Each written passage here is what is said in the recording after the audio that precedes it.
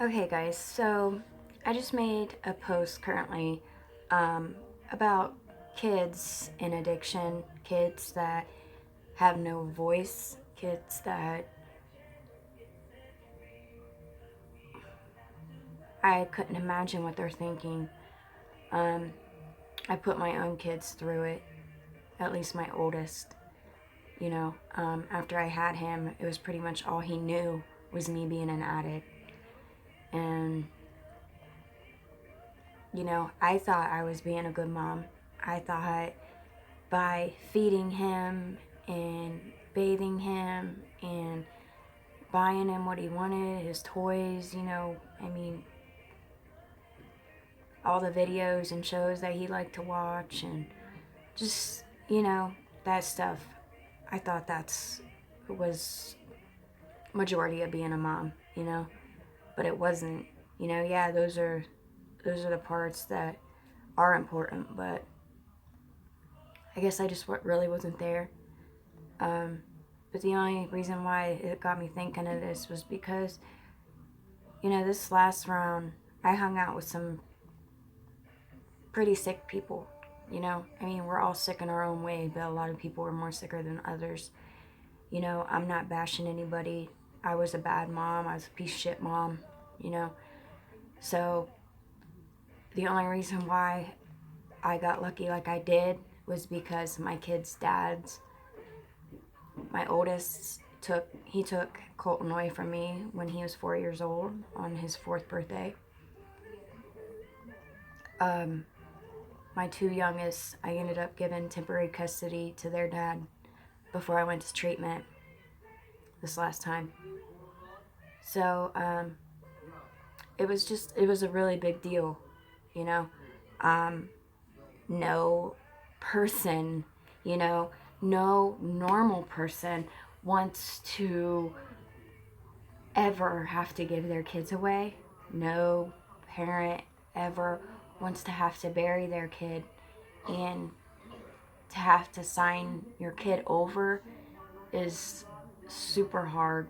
But then, a lot of it is more of the mindset of what are people going to think? What are people going to say about me? And a lot, that's kind of what bothered me a little bit, was because I didn't want people to think that I was a bad mom. Even though, being high, driving with them in the car, taking them on runs with, him on runs with me, it wasn't right. And he didn't deserve it. And it ended up getting to the point where he didn't even want to ride in the car with me anymore. And I don't blame him. I would go for hours at a time sitting, waiting on the Mexicans to come to bring me my balloons,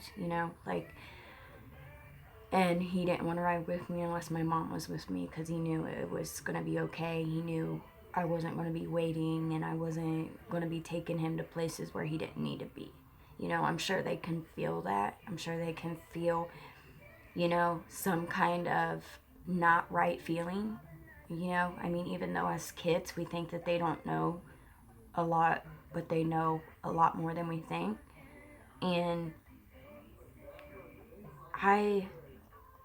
I've seen it, I have seen these kids come home from school.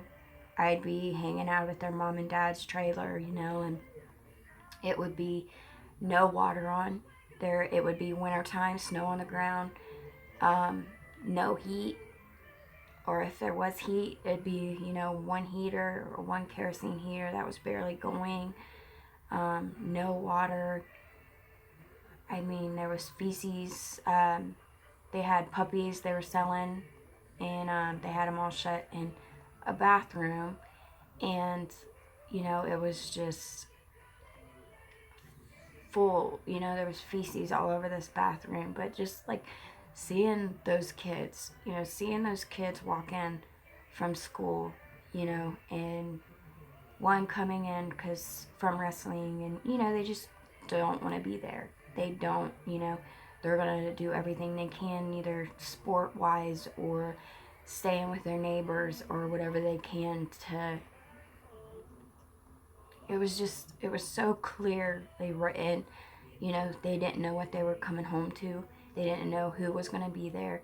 They didn't know if anybody was going to be there. They didn't know.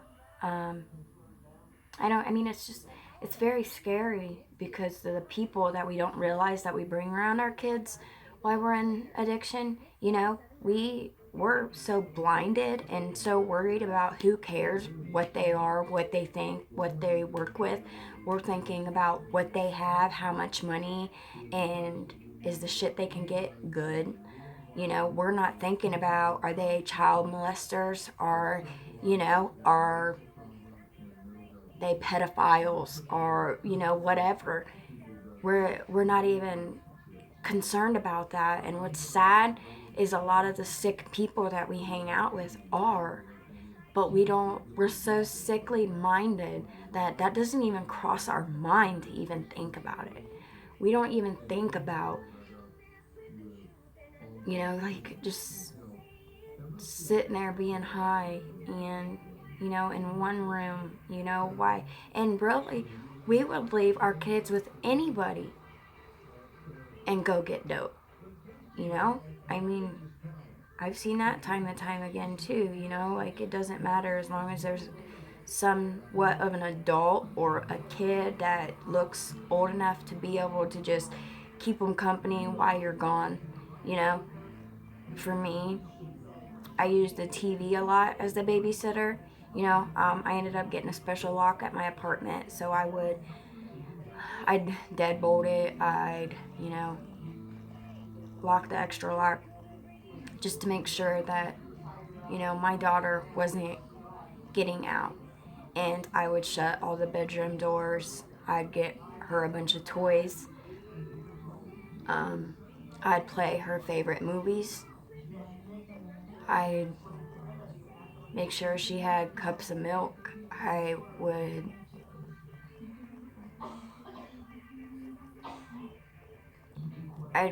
put her in the bath. Like, even the bathtub ended up being a babysitter for her. Just something to do so she'd leave me alone. And let me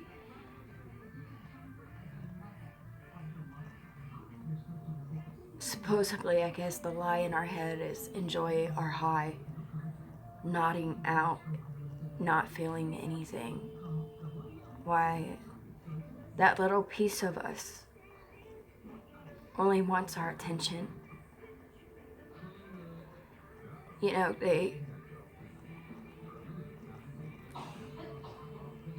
She wouldn't understand why I slept so much. Why she would say, "Mommy, wake up. Mommy, play with me. Mommy. Mommy." Like, I just remember her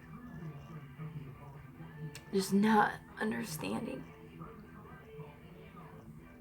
I mean, there was even a time when I was on Xanax so bad, and I know I'm probably going to get a lot of hate for this, but she had climbed out the window in my apartment. She had her diaper on, and she went to the neighbors, and she was looking for me. And I was right there. I was on the couch, passed out, with my hand in chip dip. Wake up to a cop with a flashlight in my face. She could have got hit. So many. She was 2. But it's shit like that we don't even think about. She could have got hit. Somebody could have took her. And I didn't even think twice about it. And that's why I know there's still kids today that deal with that every day on a daily basis. And that's why I'm speaking up for them, and I'm going to work with them. And if you do know somebody that's using that has kids, talk them into signing them over. Sign them over to somebody that you trust temporarily, and go get yourself help. that would be the best thing you could do for those kids, because I did it. And the whole reason that my kids are who they are today was because it's the only thing I had left to do. And I had to. So I pray for all those kids that go home alone, hungry, not knowing who's going to be there, not knowing if anybody's going to be there, not knowing if mom and dad are going to be a monster, not knowing if they're going to be sick today, not knowing if, just always the unknown. And then they have all the problems to deal with at school. All the, if they're not over average, they're not good enough. That seems to be what kids at school nowadays have to look forward to. They have the bullying, they have the drugs that are going through the schools, fitting in. All these kids fighting their own battles that other kids don't know nothing about. And then they learn. I couldn't imagine. So we gotta speak up for those kids that don't know what to do. They're scared. They don't want to turn their parents in because they don't want their parents to get in trouble. They're like, but their life is so sad. And every kid needs a chance. And every parent, we've all grew up. Even if we didn't want to be a parent or not, there's some part of us that it just automatically comes natural. And I fight every day to bring that back. Because I know I was born and my purpose was to be a mom. But not only a mom to my kids, but I feel that I am a messenger, and no matter what, I'm going to help this world. And I believe that with everything in me. So you guys have a good night. And thank you for following me. Please share this. Please come to YouTube and subscribe. And just join me. Join me on this fight for these kids that feel like they don't have a voice and they just want love. It's our next generation, and they need us. So, alright guys, God bless you all.